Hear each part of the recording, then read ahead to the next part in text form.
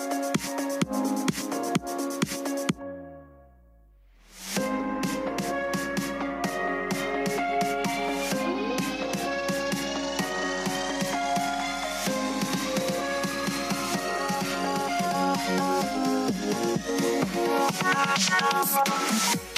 episode of the Pu'u Muay Thai Podcast is brought to you by pmtlifestyle.com, authentic Muay Thai lifestyle by Pu'u.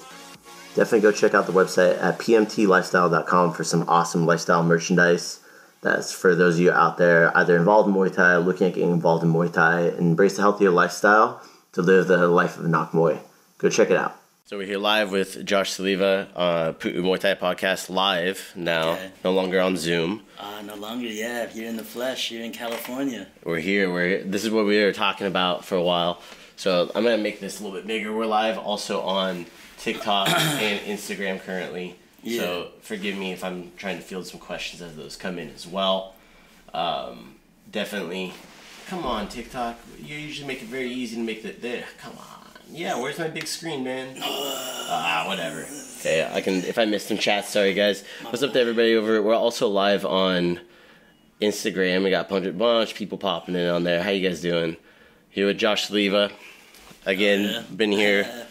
It's been a weekend. We're supposed to have a training camp. I talked about it here a couple times on the podcast, but it kind of blew back in my face with the. We tried doing the Father's Day weekend, thinking it'd be like the Father's Day thing. Hola, Mr. Pu'u. What's up, Don Dong? How you doing? Hermano. Yeah. Hermano. Don Dong, I'll see you on Wednesday. So we still have our appointment, okay? So if you're live on Instagram, if you're live on TikTok, you have questions, shoot them in there. We'll do our best to field those answers as well with Josh. Samui Fight Official. What's Thailand, up, guys? Baby. Sabai. Yeah. All right. So, kind of going into what have you been up to?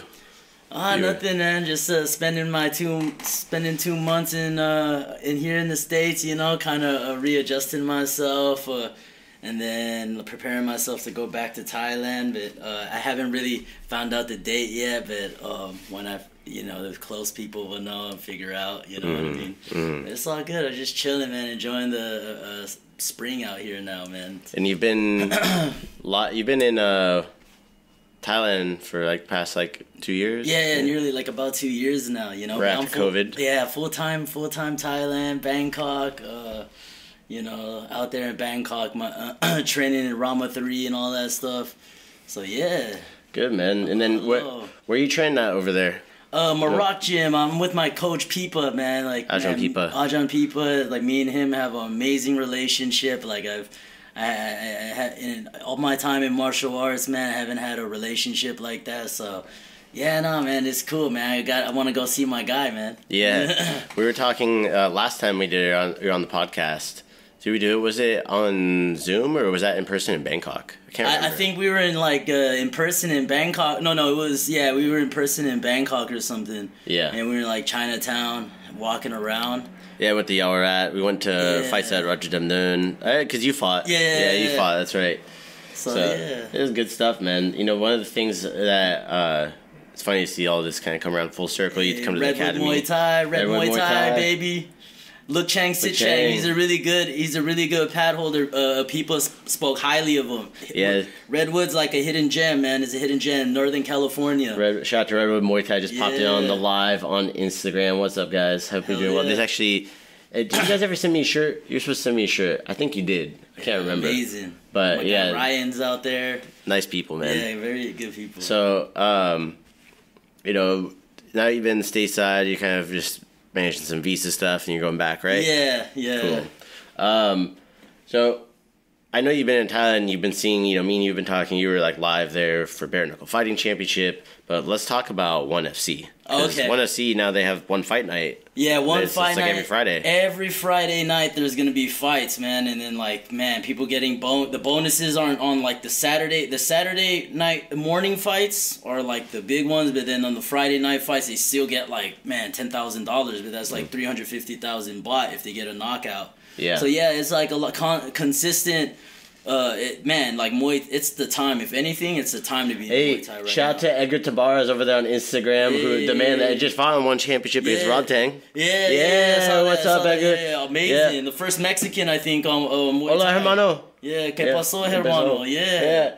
And then we also on TikTok, Ludovico Ojeda asked, "What do you do all day?"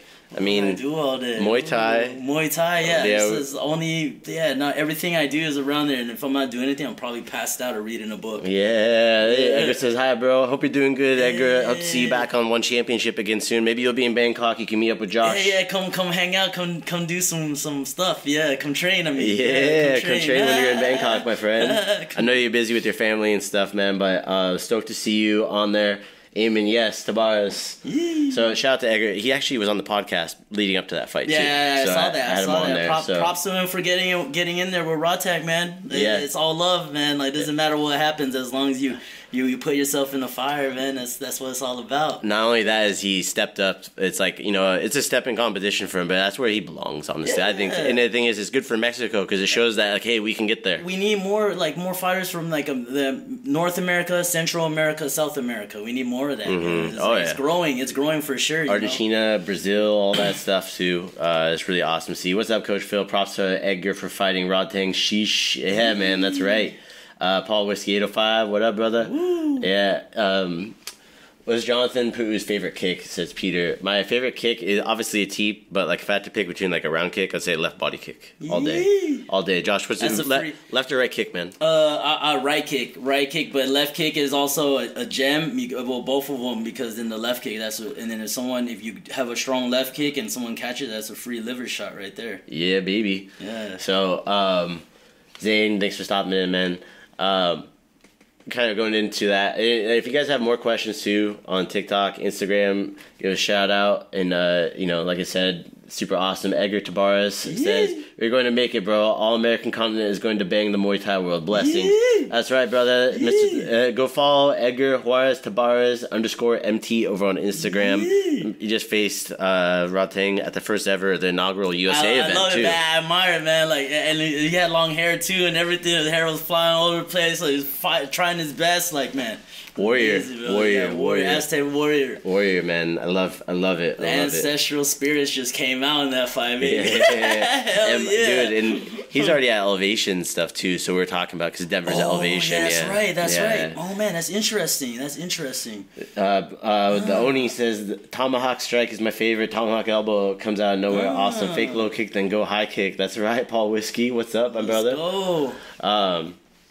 So, with one championship being in Thailand, like you said, there's one fight nights. I know you've been at a lot of them. Yeah. I know you were recently, cornering Felipe Lobo, right? Yeah. No, Felipe is my guy. We used to train at Revolution, but then he moved to Tiger, and then he hit me up and messaged me. He's like, "Hey, can you and people help out? With the corner." And then people couldn't make it because things. So I ended up like warming him up and holding pads.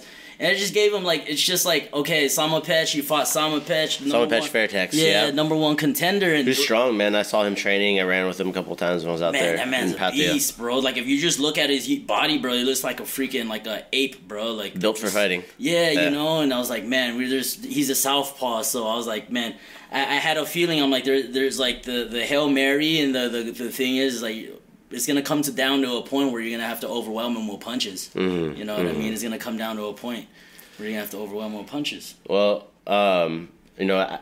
with that, for those that don't know, how'd that fight turn out? Man, so Felipe got dropped in the second round, and then, one of the greatest comebacks, man. And then in the third round, just I was overwhelming with punches. I was screaming it. And the thing is that the small gloves are a little bit different, right? Yeah, it's changing the whole landscape of Muay Thai with those MMA gloves, because a lot of Westerners are are intertwined with their hands. Mm-hmm. And if you look at the Thais that got stopped, their back was against the ropes, and they were getting overwhelmed with punches. Yeah, and the small gloves and stuff too on top of it. I was there when Elazov with Super Bond, and then I was there that same night Nong-O and Haggerty fought. You know what I mean? And then Haggerty had Nongo against the ropes, and then overhand right. It was kind of the same punch that was Super Bond, and they're all those Nongo, Super Bond, and those guys are all training together. Yeah, like if you see the videos, they're all training together. Peter on TikTok is asking, "Is Josh a pro Muay Thai fighter?" Yeah, they were. Yeah, if you go onto our TikTok feed, it's also on our Instagram. You see me taping up Josh's hands because Ajahn Pipo was out of town. You're like, "Yo, can you corner me?" And I said, "Fuck yeah, let's go." Yeah. So we're taping like the Thai style hand wraps. So he's fighting over on Ratchadamnern World Series. And it's also like a co-promotion with Sasi Prapa. Yeah. What's the name? Do you know the name of his promotion? Sasi Prapa. Sasi Prapa. Hey, you gotta say it right, bro. Sasi Prapa. Yeah, Sasi Prapa. And what do you call it? They have different names. Every Monday, Tuesday, Wednesday, Thursday is a different promotion each time. And then one promotion from Monday through Friday, we'll do a collab with RWS. Okay, like the international entertainment style, so right? Every Saturday will be a different co-promotion with RWS. I was wondering how that worked. That makes sense then. Yeah. Because they try to get everybody in, because then it gets a crossover between the stadium and the entertainment style, yeah? So yeah, exactly. Like one Saturday, the first Saturday of the month maybe will be a Sasi Prapa, the second will be Pitch Indie, the third will be some other one, you know what I mean? Yeah. With like the one championship growing, with obviously purely entertainment Muay Thai, but the fight purse money has been. It's funny because like my friend Kong Klai, they're like, yeah, we're not going to fight for them. We're going to wait for Kunlun fight to come back because China's reopening. Yeah. But then next thing you know, they were fighting against. He had a fight against Pech Morakot. On live on there, and it's like, oh damn, okay. Or no, not Super Pech Morakot. He's fighting Super Ball. Super Ball, yeah. He's fighting Super Ball, and it's because the money was really good, win or lose, and the performance bonus. Yeah. And I think that's kind of like the goal. I think for people, that's like a goal for you to be on there, right? Yeah, it's the goal. It's like a lot of people want to get on it. You know what I mean? Everything's good. Whatever opportunity that may be good for you, like in your constantly training, you can capitalize off of it. Why not? You know what I mean? It's already hard enough to like make money from doing everything, and if you have a good opportunity, like, and you're training every day and you're in pain every day, then it's like, let's do it. You know what I mean? But yeah, just that's why everyone's constantly, you just stay ready all the time. Have you noticed that like the fighters are more people? Do you feel like the stadium fighters looking more at one championship as like a potential opportunity, or you think like more of the entertainment people are staying at entertainment, or like the people once they're done fighting in the stadiums right now? Because it could also be too soon to kind of tell. It's hard it's also hard to speak on it, because then I know there's conflicting weird like politics going on. You know what I mean? Like one's an amazing platform, then you have Raja, but then it's like it just depends. It's not that they aspire. What I see is not that they wanna they aspire to be. Because I got friends that fight on one and they want out. You know what I mean? And then I have friends that don't fight on one and they want to fight on. And they want in, yeah. You know what I mean? And so it just depends on what kind of agreement you have with with whatever organization it is. Got it. You know what I mean? Got it. Roger that. Yeah. Shout out to everybody over on Instagram that's been popping in and saying hi, over on TikTok as well. What's up, guys? If you have questions, we're here with Josh Soliva. He's been over in Thailand training at Maroc Gym with Ajahn Pipa of the infamous Jockey Gym. If you don't know who that is, too, if you know the names like Sanchai, Lurdsilla, he was the one that was part of integral to their development and their style. Have a lot of Muay Thai fighters converted over to MMA. That's the Oni. So he started off with Street Beast, bro. Yeah, now he's fighting inside. He's boxing, doing Muay Thai. Hey, we gotta get what's his name? Adrian. Yeah, we gotta get Adrian on there. Just call him A-Train, bro. Yeah, A-Train. We gotta get A-Train on there, man. That'd be nice. So like it was your friend. Is it Colt? Colt, yeah, he's fighting like MMA, but he's done some Muay Thai too, yeah? He hasn't fought Muay Thai, he's just done MMA in Thailand. But the thing is like, man, like a lot of MMA fighters go to Thailand to work on their striking, so but it's like you can find everything. It's a perfect place for a fighter. See, Dr. Jason Park of Boxing Works, and he works over at Black House, all the Black House fighters. What's up, Jason? Shout out to Ajahn. I'm sure he's trained over. I'm pretty sure he's popped over to train with Pipa before. Yeah, so, sure. He's been over to Kit Kempthorne. He's been going over there a long time ago. Okay. So he has a cool story. I've been trying to coordinate with you to get you on here, Jason. I know we've talked a few times on the phone. So with that, like, have you seen more Muay Thai fighters converting over MMA, like, or trying to train MMA so that way maybe they can get that opportunity? In the ones in Thailand, yes. Like one. There's a guy actually, John Gorman. John Gorman. He's like the first BJJ corral belt, whatever. Black belt in outside of Brazil. Oh shit! And he works for like the Pentagon and does all this like special forces training with people in like Saudi Arabia and everything. And he constantly messages me and he's like, do you know? He's like, people are going with 6 fights in America are turning pro. He's like, they're turning pro and getting fights signed with the UFC and all of that stuff. And then he was like, you know, if we get these Thai kids and they're already doing that and we just teach them a little ground game and a little bit of like wrestling, you know what I mean? And they already have like 70 fights, it's going to be a game changer. I think one of the biggest things like was, he said, how's it going, brother? And I heard so much about him from Danny, Somrock, and Sanchai. That's right, man. Danny Bill. Yeah, Danny Bill's the man. And Somlock, I partied with Somlock. Yeah, he's a wild man, you know? If those that missed it too, Danny Bill was again on a little seminar tour here in Southern California. So go, if you ever get a chance to go see Danny Bill or go train with him, go do it, man. Hell yeah. Yeah, what's up, SKN Muay Thai? Definitely, man. And speaking of, you know, kind of going into, especially training wrestling with the Thai clinch. Yeah, definitely, Jason. Yeah, he trains a lot of MMA fighters, like in UFC, and he's worked with, like, obviously from Boxing Works, with Pope Joy and stuff like that too. So it definitely like one thing that UFC in America, the one thing that the people haven't witnessed is a stadium Muay Thai in MMA. Mm-hmm. You know what I mean? So Salmonok is really the partier, says Jason.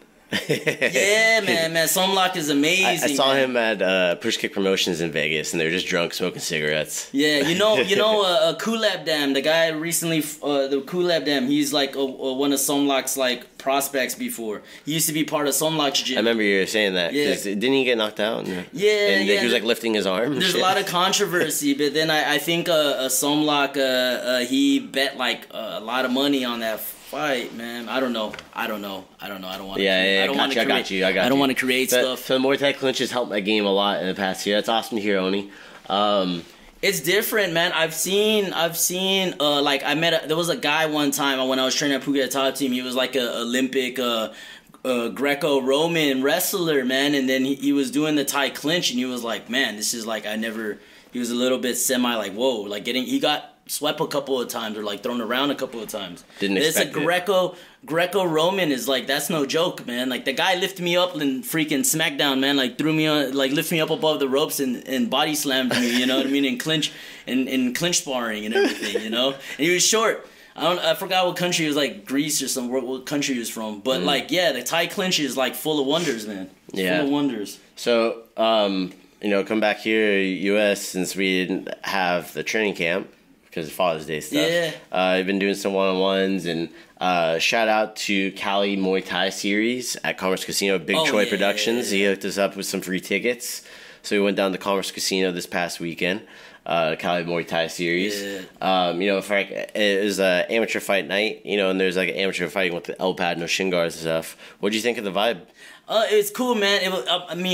It made me laugh, man, because when I was listening to the music and I knew it was on stereo and it was recorded, but it just made me feel like I was at Raja Stadium for a minute. You know what I mean? Yeah, you can hear everybody. Oh, you know, the big cheering. It was a big group. I'm just happy that I'm just happy to see, like, you know, I'm starting to. It's the mutation of like the Muay Thai and the stand up out here in America, especially with it now going mainstream. Muay Thai going mainstream. It's like We ran into Peter, right? Yeah, I ran into Peter Cunningham that was out there. Yeah. Sugarfoot, for those that don't know, world famous kickboxer. He fought Muay Thai also, yeah? He fought, I'm not sure. He fought Muay Thai fighters in kickboxing rules. Sagat. That was one of my favorite. That was a classic American fight, you know, Sagat and Peter Cunningham. That's like the vintage back, like PKA, then WKA and all that stuff. Yeah.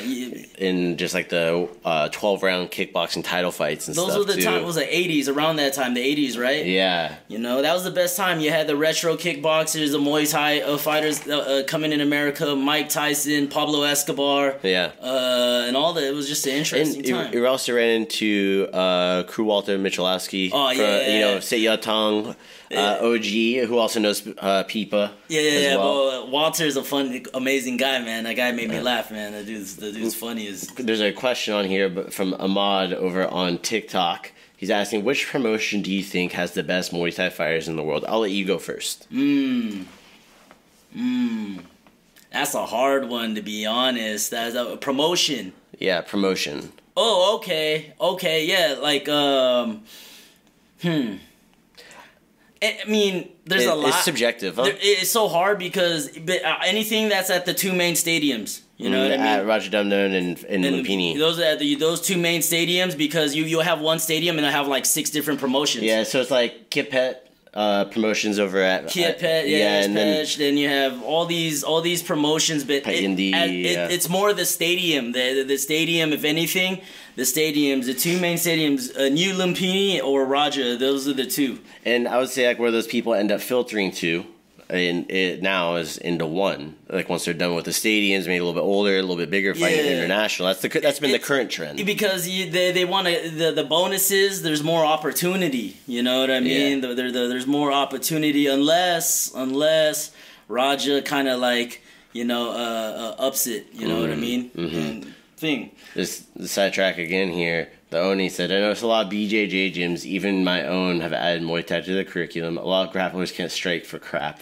Hey, if we look back in the day, like old school MMA, shoot box, right? Yeah. The Brazilians, some Brazilians were going out, making trips back and forth to Thailand, and then they already had their jiu-jitsu already, so then they made like the shoot box. It was like MMA striking, yeah. Yeah, so they mixed the jiu-jitsu with the Muay Thai, you know what I mean? You know, they have a shootbox affiliate down in like Long Beach, I think. Yeah. I forgot the name. Is it what's that guy's name? Rafael Cordero. No, that's different. Some other guy. I can't remember. Yeah, but they have a shootbox places down in Southern California. But like, what I've noticed, I've talked about this before, is like with Muay Thai only not having like a belt ranking system. Right. Perfect. Yeah, but it also creates a lot of bullshit though. Yeah. There's a lot of people that say, because they have a black belt in Brazilian Jiu-Jitsu, they say, "Oh, I can teach Muay Thai too," and people see a black belt and they think they automatically have the credentials for that. I talked to the Bullshido guys about this. I went on their Instagram live before and talked to them about this. Yeah, and that's like, and I'm sure you've seen a lot of that stuff too. Like, not hating anybody trying to make money, but also like, let's keep it authentic. Let's be real about it. Yeah, that's the one thing, educating, if you're already a practitioner and you already have experience, the number one thing I say is experience. Because then you're coming from a place of experience versus a place of like my theory. You know, it's more solid, more foundation. But the thing is to educate the locals, educate the people that don't know, you know what I mean, so they can differentiate and filter out fact from fiction. You know what I mean? Because then it's also dangerous, because you're teaching these people, and then they have a sense of confidence, and they can be giving someone a false sense of confidence, and then the next thing you know, in that time where they have to use whether it comes in terms of self-defense or just fighting, they'll get messed up. I posted the meme today. It was like when someone tries to teach you that blocking knee strikes from the clinch with your forearms is a legitimate defense. Yeah. It's like, seeing that stuff, and people, they think that's the way to do it. Yeah. And it's like you said, dangerous. It's like there's that, I forgot that guy's name, man. Everyone makes fun of him on the Instagram, the tactical guy. Oh, is it? Yeah, I know what you're talking about. Something tactical. I know someone here on TikTok is going to say. I forgot his name, man. Like they make fun of it. It's like, bro, like you. The thing is, we're in crazy times in the world, man, and it's like people need that be intertwined with reality and the truth, man. I'm not gonna be like, if this guy has pointing a gun at me and be like, think I can go Jet Li on him. No, dude. Fuck, man. That's what I'm saying. So going into also, I see Ahmad asked, I've heard Lumpini doesn't host title fights anymore. Whoops. Does Roger Dumdum still host title fights? I think Lumpini still does it. Yeah, Roger does it. Yeah. Roger does it. But but the thing is with One now, because it's on the One FC. But then they also have They have other programs on there like LW. It's like a super. I think it was like from Super Champ. They're also doing this kind of like. They have different promotions. Promotional titles. Promotions in So they're not doing, but are they doing Lumpini titles anymore? Do you know? I don't know. Yeah, man. I haven't don't think seen so. them. I think a Lumpini title would be like win one championship. You know. Yeah, what I mean? Like, that's what that's becoming because it's there all the time. It's there weekly, right? Yeah. So it's the big pull. Kind of going back onto the fight, we ran into Crew Walter. Yeah, talked to him. Guy. Yeah, he's a great guy. Shout out to Crew Walter. He also just had Danny Bill at his gym this week. Hey, he makes his own ammo, man. That guy's. Hey, dude, don't throw him under the bus. No, he doesn't. No, he doesn't, bro. No, he's a savage, man. Yeah, That's what I'm trying to say. Is not throwing him under the bus, but he's a savage. Yeah, he's a great guy, and we were talking to him about like, Sitya Tonga from Pattaya. Travis Petralba and like Rich and just the whole Muay Thai scene. He's in his 60s. He has a promotion that's coming up. I think it's in August 19th over in Long Beach. So keep an eye out on that. If you haven't already subscribed to the Muay Thai California newsletter, go check it out, MuayThaiCalifornia.com. You get a free guide with subscribe. It doesn't cost anything right now. So as of recording this, so go check that out while it's free.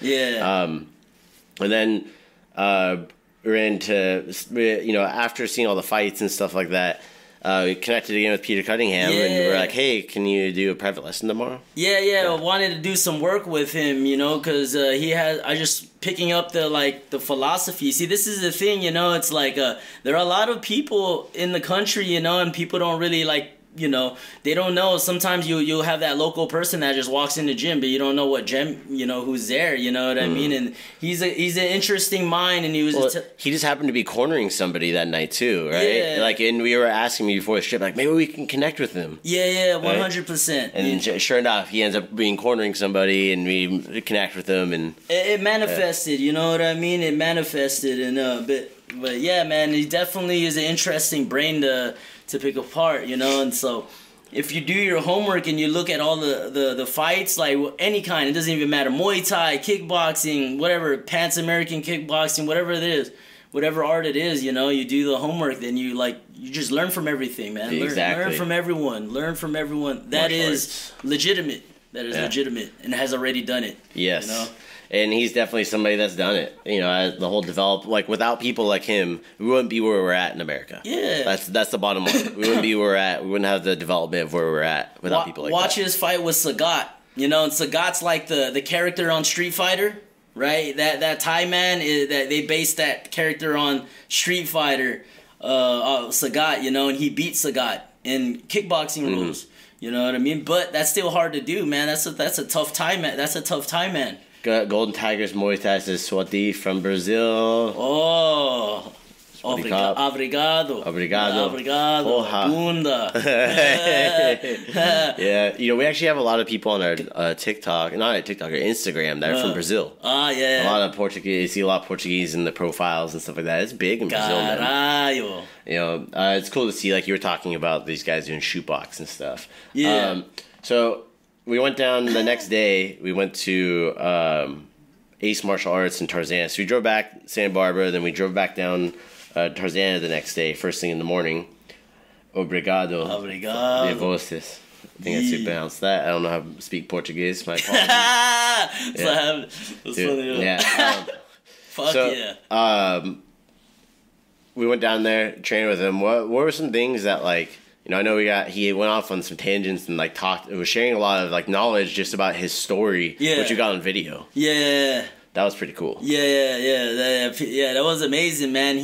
It's just interesting to hear from the people that are 6 years old, you know what I mean? And is he 6? Around that time, you know what I mean? Yeah. The OGs, and see what they have to say, and then it's man, you click 2 and 2 together, and then it just opens a whole different universe, you know? Every country, you have that man that was 40 to 50 to 60 years old that's been in the fight industry for a long time. Just listen to what they have to say, just will help you a lot. Learn from everything. Learn from everything.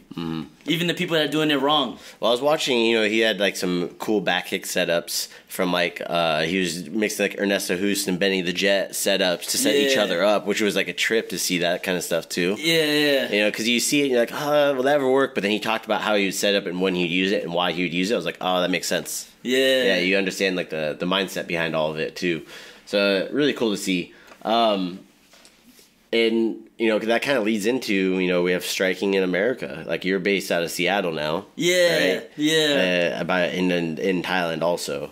But, that brings us in, we were talking a lot about striking here in the U.S. and, like, where people confuse what Muay Thai is and authentic Muay Thai, how one's kind of helping shape it. 100%. Yeah. There's a lot of man, like, the thing is that when you do something, really, really be like a genuine, like be really in it. Take some time to put yourself through the process. You know what I mean? And then you'll have a different type of understanding. But there's a lot of people that their programs say Muay Thai, and then you go and then you see it, and then I'm like, it's different. It's striking, but it's striking. But I wouldn't call it Muay Thai. I would call it like American striking or whatever, what I mean?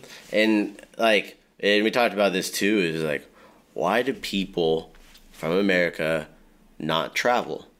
It's important. Like that's the one thing, the Russians, all these countries, they're constantly Brazil, Mexico, Eastern Bloc Europeans are constantly sending people to Thailand back and forth, and then that's what builds the ecosystem back in their country, the Muay Thai ecosystem. You know what I mean? And I think there's a lot of things in our country every country has something, you know what I mean? But there's a lot of things that there's you got to be open-minded versus not the little bubble, what do you call that? Closed mindset, bro. Yeah, the little thing you shake for Christmas. Snow globe mentality, you know what I mean? You have to have a growth mindset for sure. And also it's like ego, you're already in a comfort zone. You have to be able to submit and be capable of being in an inferior position.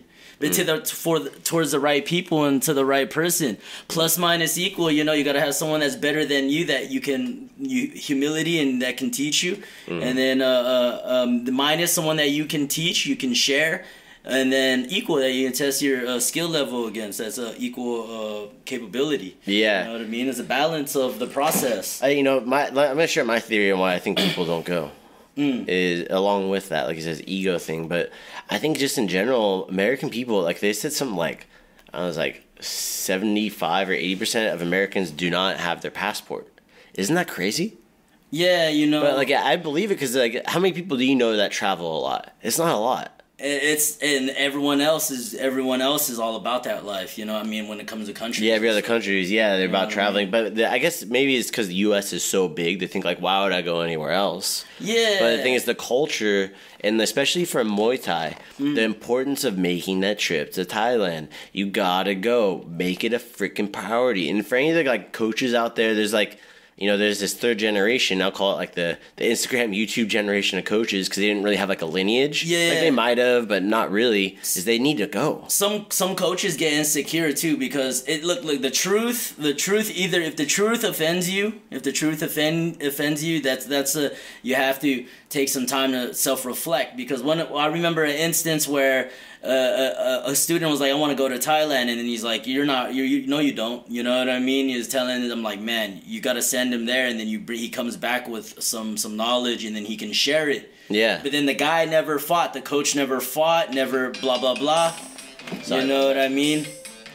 And sorry about that. Yeah, never fought and everything, and it's a part of what's ruining the progression of that student is the coach's insecurity. You know what I mean? So it's people rather be in the comfort zone and be big fish in a small pond versus go into the ocean. Every now and then you'll get roughed up by sharks, but then you'll come out of that freaking survival Tarzan mode. Yeah, you learn, right? Yeah.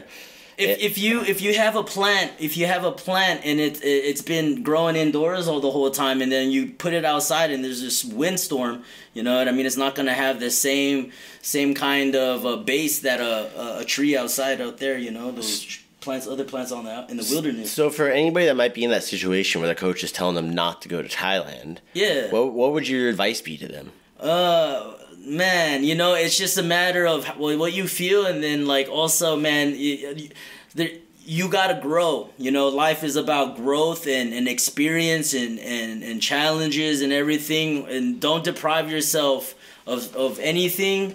Never deprive. It doesn't matter who it is, and sometimes it can be family and other situations. Mm-hmm. But if there's something that you know deep down inside that will make you better, man, go after it. You know what I mean? Then later on, then you invest in yourself, then your self-worth increases, then you have things to offer.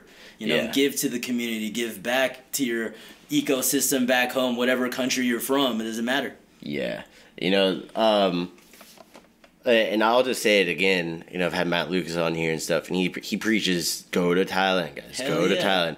And that's where the industry is booming. Yeah. It's like, you know, when they had the gold rush in California, where'd everybody go? California. Hell yeah. They did everything they can to get to California. Yeah. The gold rush for Muay Thai is in Thailand. 100%. Regardless, you could bring some of that gold back to California. You could bring it back to your home state. You can bring it back to your country. That's exactly what's going on right now. You know what I mean? And then if it's been going on. You know? Yeah. If they're not into what do you call it? If they're not truly authentically intertwined, it means they're not truly authentically intertwined with the Muay Thai world if they're not encouraging their students to go to Thailand and take a lot trips. Yeah. And you know, the thing is, when you say go to Thailand, you know, but that not even just fighting, but like to where they train at too is like, you know, I'm not hating on places like Tiger Muay Thai and aka Thailand. Like, it's a tourist thing for the most part. Like, you can get some good training at Tiger Muay Thai. There's trainers there, but you're gonna pay one-on-ones and stuff, right? It's not really. It's just that you have to. The thing is that there's. They differentiate. If you're there for like if you're there for a certain, it depends. Like if you're there for a week, they're just gonna treat you like a tourist. If they know you're a long-term like there person, 3-6 months, 3 years, whatever. You're like already doing something, and they see you, then you're gonna get different treatment from the coaches. You know what I mean? And like maybe like a smaller, more authentic place, like they'll whether you're there or not for that time, you can usually get that. Like if you go to Bangkok. Yeah, and you go do a lesson like with Pipa or something like that. You're gonna get a different experience, right? Yeah, like so all the Muay Thai fighters that you see that are down in Phuket, if you see them and you look like if you like the past, go back in the timeline, they spent time in Bangkok till they really got to understand their Muay Thai. Then they went down there. There's also benefits in being in Phuket because you get a variety of partners and opponents too. And opponents, but mainly it's the same thing. You know, if you're in Thailand, you're in Thailand. So the opponents it's not the same. They'll fly you wherever you need to go. Yeah, wherever you need to go. But the thing is, the training partners, the energy. You know, the people constantly, people from Russia bringing their ideology, people like you, so you get different looks and different work, you know what I mean, from different people. Definitely more international, right, for the training, whereas Bangkok's the authentic Muay Thai. Yeah. And not saying that you can't get authentic Muay Thai training. You said just the vibe's different. Yeah, a lot of tourists mixed in with pro fighters, mixed in with enthusiasts, mixed in with coaches and everything like that too. And it should be the person, the fighter's job, you know, they know what to, like, okay, this guy's here for a short time, he's crashing his motorbike, he's getting strung out on drugs and stuff. And bringing home ladyboys. And stealing money from ladyboys and doing weird shit, you know what I mean? Like, then okay, keep him over there. You can stay over there. Well, and Juan Ariano, you asked, what's the best gym to visit to train in your opinion? I'm biased, but the thing is, you're going to get good, authentic training at a camp. Go to one in Bangkok. You know, make the trip to Phuket and stuff like that, but go to somewhere in Bangkok. You can go, I recommend Kit Kem Torn Gym because it's home. They bring all the kids from the South Thailand. It's mostly Thais that are there. They speak enough English to communicate. They make food, room, board, all that stuff too. But they actually make corrections. They actually take your hand. They fix what you're doing. Where it's not just we call it a 1-2 kick of death. With 1-2 kick, good, and they don't fix anything, right? It's important, kind of to be in that, like the situation is family oriented, because then the thing is like in Phuket, if you're training in Phuket, the trainers like are trying to sell the privates, and they get burnt out too. Yeah, and they won't give you right off the bat. But if you have a fight, they'll give you, yes. But then when you're in Bangkok, the mentality is different. It's more like, okay, we're gonna give you everything. We're not gonna hold it. We're not gonna skimp you on technique, and we're not gonna do that. But you're gonna fight for us. You're gonna fight for us, and we're gonna get a percentage of that. Yeah, people end up going into the fight stuff. Yeah. Like the goal too is like, don't just go to Thailand, but F it, you know, like get a fight, just fight, win or lose, like a different mentality. I will make a comment on that. Yeah, because the thing is, if you fight in Thailand, you're a lot here in the U.S. You're going to be considered a pro fighter. So do with that what you will, but I'll be damned if I see somebody go fight. We talked about this. I'm not going to name names. Yeah. I've seen people that fight in Thailand and it busted their ass over here sandbagging as amateurs, like where they had like quite a few pro fights in Thailand. Yeah, and that's not cool. You know, if you're gonna do it, like if you're just doing it, you're journeyman, you just do it for fun, man. Go out there, go do it. Go get the experience, man. Like if you're not trying to like have a super long, like if you're new to Muay Thai, maybe consider about fighting in Thailand, right? Yeah. But like, you know, do your amateur fights back home, build a little bit, go to Thailand, get the training experience, go back, and when you're ready, pull that trigger, build that connection there, right? Yeah, I mean it's important, man. Honestly, like if the moment you're in there, just focus. The moment you fight in Thailand, focus on Thailand. Just fight. If you're gonna go there, just focus on being there and fighting in Thailand. Yeah, there's no need to come back and be like unless it's like some you get because opportunity. This is the way I frame it, Josh. It's like, hey, if you're an 0-0 pro debuter in America, you're gonna get paid maybe $400. Yeah. Right? And your medicals cost $1,200. You're automatically in the hole before you even start training for the fight, right? And then in Thailand, if you can go there, you can get 5, 6, 10 pro fights. Now you come back, now you're a 10-fight pro. And you can get paid a little bit more here, and it can make it a little bit more of like a reason to be able to be competing here too. It is different though, but that's my idea of like structure of building a Muay Thai here too. Yeah, 100%. So that's like the other side of the regulatory coin, I guess you could say, on that too. There's so much there's so much rules out here, you know, and he's been intertwined with the sanctions and all that stuff, you know, and man, it's like it's a lot. It's just a lot. It is definitely a lot, man. It's just a lot, man. It's just the way it is here, but like Mexico, it's not. Yeah. You know, like and that's not that far from here. That's only like 4-hour drive from here. You can fly over to Tijuana from Santa Barbara Airport and shit, man. There you go, man. There you go. And then you know, Ryan, who you met, you know, that he's partnered with Brooke and Eddie Farrell and his wife for Rumble in the Jungle. Yeah. And they have rumors of going down to Brazil too. They're doing good things, man. Like that's good, you know, because we need that there. Yeah. That also, I think what also is messing there's a lot of Muay Thai politics and sanctioning politics in America, and it fucks everybody, and it just messes us up. You know what I mean? It just messes us up. The reality is, for anybody listening, is these people are not making money, bro. Like if people are trying to make money on Muay Thai sanctioning stuff, it's like, good luck. Yeah. Like I think that's the wrong thing to bark up on. Like I'll tell you, for me, it's like a lot of my stuff's volunteer. You know, like, and it's funny because people like yo or whatever, and it's like, hey man, like they listen to the podcast and they hear this stuff, so it's like they treat everybody differently, you know, because now they start understanding more like context of, hey, these people, if they get paid something, it's not much, you know. I'm working a 12-hour day for $50, $100. It's like, hey, I could do that here. Yeah. You know, like I can do stuff and make more money back home, but I'm doing it because I want to see it grow. Yeah. Right? And one thing, my guy Felipe, you know, and then also it makes sense to me. He was like, you know, Muay Thai is a hard game. You know what I mean? If you're driven by the money, if like being a fighter, if you're driven by the money, man, good luck, because in the first couple of like things, that's gonna be a rough road. You know what I mean? You gotta love it. You gotta love what you do. You gotta enjoy it. You gotta enjoy everything. You know what I mean? And not and be okay with the outcome, the worst outcome possible. Yeah. Well, kind of getting towards like the next thing here. What's this shirt you got wearing? Stand up. Oh yeah. Look, Jonathan made me a. Oh, here, I'm gonna see. Jonathan made what? You explain it. Yeah, I made a shirt. I got his design. So we had a lot of requests for heavy metal designs, and Josh here, we got him. It's funny. I was like, hey, dude, this kind of looks like you with the mustache and the hair. Yeah. So it's a mix between the American Psycho and like the American Psycho cover, and like a Thai Warrior. So I have these available at PMT Lifestyle Store. For those that are listening, it's a really badass shirt. If you're into heavy metal, it's got like a heavy metal font and everything, like the death metal font and stuff too. Yeah. But it looks like you, so I was like, hey, you should have this. 100%. Yeah. 100%. Kind of going into some other stuff too. I hooked you up one of those pins.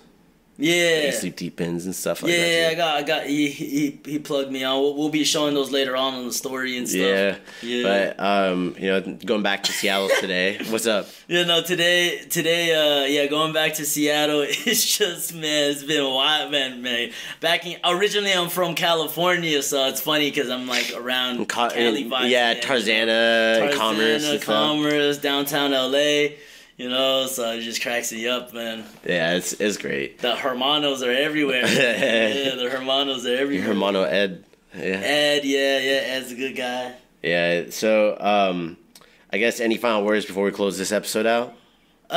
Just like, man, just whatever. You gotta be serious about your goals, man. Like if you gotta be goal 100%. Like one guy was like, hey, I want to do privates with you, and then he's like, I know it would be really good for me, but I'm not willing to drive far.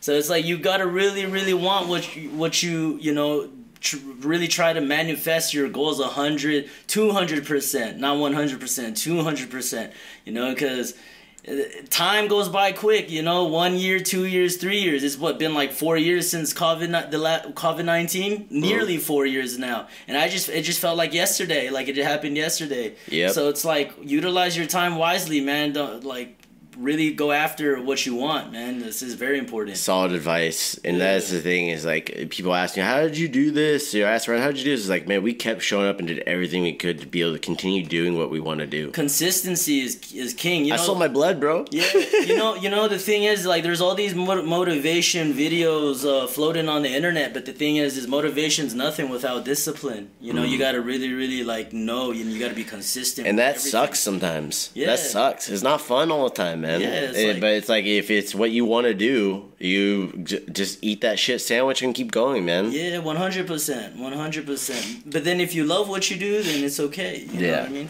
All right, Josh. Well, thanks for being on today, man. I appreciate it. See you guys. All right, that's it today, guys. Thank you so much for tuning in. If you guys are listening on iTunes, please go leave a review. It means the world to me if you enjoy the content, if you like hearing about all stuff that has to do with Muay Thai and what we're doing.